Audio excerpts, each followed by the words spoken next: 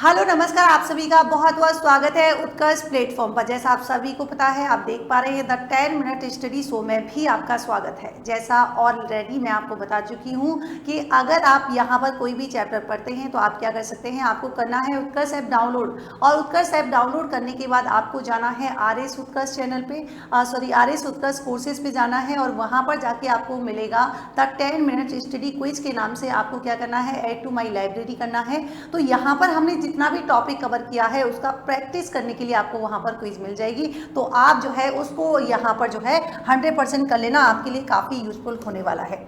सबसे पहले देखिए, यहाँ पर हम बात करेंगे आज गुर्जर प्रतिहार के जो बाकी पेंडिंग जो यहाँ पर शासक रह गए थे। जैसे हमने बात की थी कि अगर आज हम जालौर के प्रतिहार वंश की बात करेंगे, आखिर ये जालौर के प्रतिहार वंश की शुरुआत जो है किसके काल में हुई थी या किसके द्वारा, या मैं कहूँ इसका आदि पुरुष कौन था, या मैं कहूँ इसके संस्थापक कौन थे। तो ध्यान रखेंगे, राजा हो जाएंगे कौन से, नागभट्ट प्रथम। जबकि इसके उपनाम की बात करेंगे तो उपनाम कौन सा हो जाएगा, रघुवंशी प्रतिहार के नाम से जाना जाता है। अगर आपसे पूछे कि देखिए इसका उद्भव जो है वो कहाँ से हुआ है, तो आप कहेंगे मंडोर की प्रतिहार शाखा से क्या हुआ है, इसका उद्भव हुआ है। यहाँ पर जैसे हम बात करेंगे नागभट्ट प्रथम की, जिनका समय जो है वो रहता है 730 ईस्वी से लेकर कितना है, 756 ईस्वी। इंपॉर्टेंट बात क्या है कि देखिए इन नागभट्ट प्रथम का दरबार जो है, इसी को हम बोलते थे नागावलोक का दरबार। ये क्वेश्चन आपके पूछा गया है। जालौर, अवंती, कन्नौज प्रतिहारों की नामावली की बात करेंगे तो ये भी जानी जाती है आपके नागभट्ट से।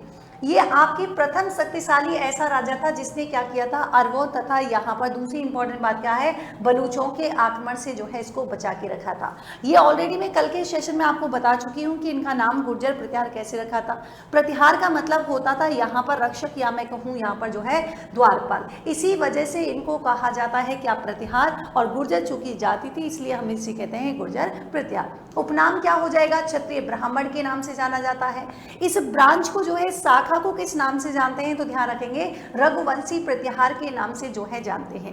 जबकि ग्वालियर प्रशस्ति, अब आपसे क्वेश्चन पूछा जाएगा कि देखिए मलेच्छों का नाशक या नारायण जो है वो कौन सी प्रशस्ति में कहा गया है, तो आप कहेंगे ग्वालियर प्रशस्ति में। उपाधियों की बात करेंगे कि नागभट्ट प्रथम को जो है कौन कौन सी उपाधियां प्राप्त थी। जैसे इन्हें कहा जाता था नारायण की मूर्ति का प्रतीक माना जाता था, मेघनाथ के युद्ध का अवरोधक कहा जाता था, इंद्र के दंभ का जो है नाशक कहा जाता था। या फिर इनमें से आपको दे दिया जाएगा कुछ उपाधियों के नाम, आपसे पूछा जाएगा कि ये उपाधि जो है वो कौन से शासक से संबंधित है या फिर किस शासक को जो है प्रदान की गई थी। आगे हम बात करेंगे बसराज। बसराज से जो है एक दो इंपॉर्टेंट क्वेश्चन आते हैं। आप सभी को पता है कि इन्हीं के इस काल में जो है, इन्हीं के शासन काल में हुआ था तो एक ऑडियन संघर्ष, जिसके बारे में आपने सुना भी होगा। तो ये संघर्ष 783 से लेकर 795 ईस्वी तक का जो है इन्हें समय जो है इनका शासनकाल मिलता है। उपाधि की बात करेंगे तो इनको उपाधि यानी कि रण हस्तिन जो है इनको टाइटल मिला हुआ था। वास्तविक संस्थापक, अगर आपको पूछे कि वास्तविक संस्थापक जो है किसे कहा जाता है, तो आप कहेंगे वसराज को। इन्हीं के समय में जो है उद्योतन सूरी ने क्या किया था, कुबले माला ग्रंथ। अब इंपॉर्टेंट क्वेश्चन क्या बनता है, देखिए आपसे पूछा जाएगा कि कुबले माला ग्रंथ का संबंध किससे है या किसके द्वारा रचित है या किसके द्वारा कृतित है, तो आप कहेंगे उद्योतन सूरी ने जो है इसे लिखा था। कौन सी भाषा में लिखा था, तो आप कहेंगे प्राकृतिक भाषा में लिखा था। ये जो ग्रंथ लिखा गया था इसमें क्षेत्रीय भाषाओं की संख्या कितनी है, तो आप कहेंगे 18 यहाँ पर टोटल हो जाएगी। जबकि 783 ईस्वी में ध्यान रखेंगे आचार्य जिनसेन सूरी जो है इन्होंने क्या किया था, हरिवंश पुराण ग्रंथ की रचना की थी। और अगर आपसे पूछे कि इनके समय में जो है क्या किया गया था, ओसिया जैन मंदिर जो है, ओसिया का जैन मंदिर जो है इसका निर्माण किया गया था, ये भी आपको ध्यान रखना है। और वसराज के समय जो मैंने आपको अभी बात की थी कि यहाँ पर हुआ था त्रिकोणीय संघर्ष। पहला तो क्वेश्चन आपसे बनता है कि देखिए त्रिकोणीय संघर्ष जो है वो किस किस के मध्य हुआ था, तो ये यहाँ पर कन्नौज को लेकर होता है। और यहाँ पर कौन कौन शामिल होते हैं, गुर्जर प्रतिहार शामिल होते हैं। एक इसमें पालवंश का राजा था धर्मपाल, वो भी इसमें इंक्लूड होता है। और यहाँ पर आपके राष्ट्रकूट यानी कि 3 जो है ये त्रिकोणीय संघर्ष में शामिल होते हैं। और किसको लेकर, कन्नौज को लेकर। अब ये कहानी एक्चुअल में होती क्या है, देखिए यहाँ पर हम बात कर रहे हैं कि देखिए ये आपके जो कन्नौज दिखाई दे रहा है, यहाँ पर क्या करते हैं, ये जो गुर्जर प्रतिहार होते हैं, ध्यान रखेंगे यहाँ पर गुर्जर प्रतिहार जो होते हैं वो यहाँ पर, इसका राजा कौन है, तो मैंने कहा बसराज। ये बसराज जो है आक्रमण करता है किस पर, कन्नौज पर करता है, आप सभी को पता है। और दूसरी बात क्या है, पालवंश की तरफ से कौन है आपके, धर्मपाल जो है यहाँ पर, ये आपको है। अब देखिए कन्नौज की बात करेंगे तो यहाँ पर इंद्रायुध, और यहाँ पर जो है क्या करता है, धर्मपाल जो है ना, धर्मपाल को सहायता करता है कौन, कन्नौज का इंद्रायुध सहायता करता है। अब यहाँ पर एक्चुअल में होता क्या है कि पाल वंश के धर्मपाल और गुर्जर प्रत्यार का जो वसराज होता है, इन दोनों के बीच युद्ध होता है, क्योंकि ये दोनों आक्रमण कर देते हैं। जबकि यहाँ पर बात करेंगे कि राष्ट्रकूट का जो राजा है जिसका नाम क्या है, ध्रुव प्रथम होता है, ये आक्रमण कर देता है किस पर, वसराज पर। तो ये इस तरीके से जो है यहाँ पर त्रिकोणीय संघर्ष देखने को मिलता है इसके शासनकाल में। लेकिन कौन कैसे युद्ध करता है ये आपके एग्जाम के दृष्टिकोण से इंपॉर्टेंट नहीं है, बस आपको ध्यान रखना है कि इस त्रिकोणीय संघर्ष में कौन कौन शामिल था। जब आप डिटेल में पढ़ेंगे तो आप डिटेल में ऑलरेडी पढ़ते ही हो, यहाँ पर उसकी जानने की जरूरत नहीं है। नागवटी द्वितीय की बात करेंगे 795 ईस्वी से 833, सन बहुत ज्यादा इंपॉर्टेंट नहीं है, नहीं याद रखना। हाँ, याद रखना है कि कन्नौज को अपनी राजधानी किसने बनाया था, तो नागवट द्वितीय के द्वारा बनाया गया था। दूसरी इंपॉर्टेंट बात आती है कि देखिए कन्नौज विजय की जब हम बात करते हैं, इसका वर्णन कौन से अभिलेख में मिलता है, तो हम कहेंगे ग्वालियर अभिलेख में मिलता है। ग्वालियर प्रशस्ति की बात करेंगे तो इसमें इसे कहा गया है आंध्र, मालव, किरात, तुर्क, वत्स, मत्स्य आंध्र प्रदेश का जो है इसे विजेता बताया गया है। जबकि यहाँ पर आपने नाम सुना होगा खुमार रासू की, जब हम बात करते हैं तो यहाँ पर मुसलमानों के विरुद्ध नागवट द्वितीय के क्या मिलता है, संघर्ष का प्रमाण मिलता है, किसमें, तो आप कहेंगे कुमार रासू में मिलता है। जबकि कन्नौज के आयुध वंश तथा बंगाल के पाल वंश को जो है क्या किया था, पराजित किया था। इसीलिए इसे ध्यान रखेंगे, वेरी वेरी इंपॉर्टेंट ये क्वेश्चन आपके एग्जाम में पूछा गया है कि कौन से अभिलेख में जो है इसे परम भट्टारक महाराज राज परमेश्वर जो है कहा गया है, तो आप कहेंगे बुचकुला अभिलेख में।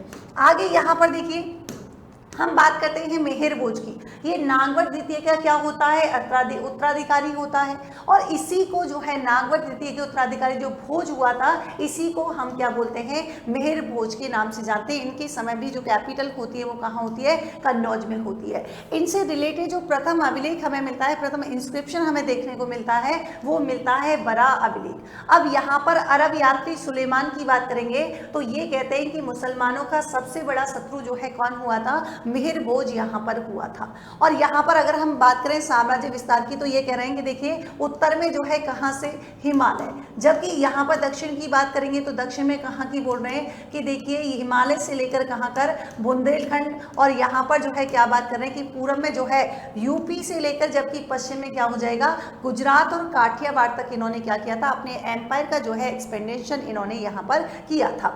मेहर भोज के द्वारा कौन कौन से ग्रंथ लिखे गए थे, श्रृंगार प्रकाश, युक्ति कल्पतरु, राजमृंगार। अब आपके दिमाग में आ रहा होगा कि मैम ये कौन है, तो ध्यान रखेंगे ये यहाँ पर जो है मेहर भोज की जब हम बात करते हैं, खुद यहाँ पर खुद भी ग्रंथ लिखता था। जबकि मेहर भोज ने जो है आदि बरा तथा दौलतपुर अभिलेख के अनुसार जो है प्रभास की उपाधि इसके द्वारा धारण की गई थी। आपको पूछा जाएगा कि निम्नलिखित में से किसके शासक, यानी कि कौन सा शासक है जिसके सिक्कों पर क्या मिलती है, आदि बरा की जो है उपाधि यहाँ पर मिलती है या दी गई थी या उन सिक्कों पर प्राप्त होती है, तो आप कहेंगे मैम यहाँ पर ये हो जाएगी किससे संबंधित, मेहर भोज से संबंधित हो जाएगी। अब देखिए यहाँ पर अगर हम बात करें महेंद्रपाल की, क्या क्या याद रखना है कि यहाँ पर जो है अगर महेंद्रपाल की उपाधियों की बात करें तो ये उपाधि जो है इनको मिली हुई थी विद्युसाल भंजिका ग्रंथ में, और नाम क्या क्या लिया गया है, निर्भय नरेंद्र कहा गया है, निर्भय राज के नाम से जाना जाता है, रघुकुल चूड़ामणि के नाम से जाना जाता है, और किस ग्रंथ में या किस कवि ने, तो आप कहेंगे इनका दरबारी विद्वान हुआ करता था जिसका नाम क्या था, राजकवि राजशेखर। इन्होंने इनको जो है ये उपाधियां यहाँ पर दी थी। राजशेखर के द्वारा कौन कौन से ग्रंथ, ये कर्पूर मंजरी काफी इंपॉर्टेंट है, काव्य मीमांसा एक बार देख लेना, बाल रामायण, और एक प्रबंध को जो है एग्जाम के दृष्टिकोण से काफी इंपॉर्टेंट है, तो एक बार ये जस्ट देख लीजिएगा। बीएन पाठक जो होते हैं इनका एक ग्रंथ था उत्तर भारत का राजनीतिक इतिहास। अब आपसे ये भी पूछा जा सकता है कि उत्तर भारत का राजनीतिक इतिहास जो है वो आपके किसका है, तो आप कहेंगे बीएन पाठक का है। लेकिन इसमें प्रतिहार शासक जो महेंद्रपाल प्रथम है, इनको हिंदू भारत का अंतिम महान हिंदू सम्राट जो है घोषित किया गया था। महेंद्रपाल का शासन जो है कहाँ तक विस्तृत था, काठियावाड़ तक विस्तृत हो जाएगा। अगला राजा ध्यान रखना, यहाँ पर हमने महिपाल प्रथम आता है, जो अभी पढ़ा था वो महेंद्रपाल थे, ये कौन है, महिपाल प्रथम। उपाधियों की बात करेंगे तो राजशेखर ने आर्यवर्त का महाराजधिराज जो है कहा था, और रघुवंश मुकुटमणि के नाम से भी जाने जाते हैं। राजशेखर के ग्रंथ प्रचंड पांडव में महिपाल की विजयों का वर्णन मिलता है। अल मसूदी की बात करेंगे तो अरब यात्री इनके समय पर आता है, कौन सा, यहाँ पर अल मसूदी ने भारत की यात्रा की थी, ये भी आपको ध्यान रखना है। राजा भीमदेव महिपाल के अधीन गोरखपुर प्रदेश का शासक था, ये आपके कहाँ पर देखने को मिलता है, केहला अभिलेख में। जबकि आपको एक इंपॉर्टेंट बात और मैं बता दूं कि महिपाल द्वितीय जो आते हैं इनका उल्लेख हमारे किस में मिलता है, तो कहेंगे बयाना अभिलेख में मिलता है ना। फिर राज्यपाल की बात करेंगे तो राज्यपाल से बहुत ज्यादा क्वेश्चन देखने के लिए नहीं मिलते, बस आपको ध्यान रखना है कि इन्होंने कन्नौज की रक्षा करने के लिए क्या किया था, कन्नौज के चारों ओर जो है 7 किले इन्होंने बनवाए थे। त्रिलोचन पाल की बात करेंगे तो इनमें सिर्फ एक चीज आपको ध्यान रखना है कि अलवर्णी का मानना है कि जो त्रिलोचन पाल थे इन्होंने अपनी राजधानी कहां पर, बाल, और ये बारी कहां पर, तो राम गंगा और सरयू के जो है संगम पर बनाई थी। अब यहाँ पर लास्ट हम बात करेंगे किसकी, यशपाल की, जिनका समय जो है 1027 से लेकर 1036 तक यहाँ पर रहता है। यहाँ पर देखिए कड़ा शिलालेख में बात करेंगे, आपसे पूछा जाएगा कि देखिए यशपाल और उनके दान का जो है जो वर्णन जो है वो कौन से अभिलेख में मिलता है, तो कड़ा शिलालेख में मिलता है। आपसे पूछा जाएगा कि गुर्जर प्रतिहारों का अंतिम शासक कौन था, तो आप कहेंगे मैम यशपाल था।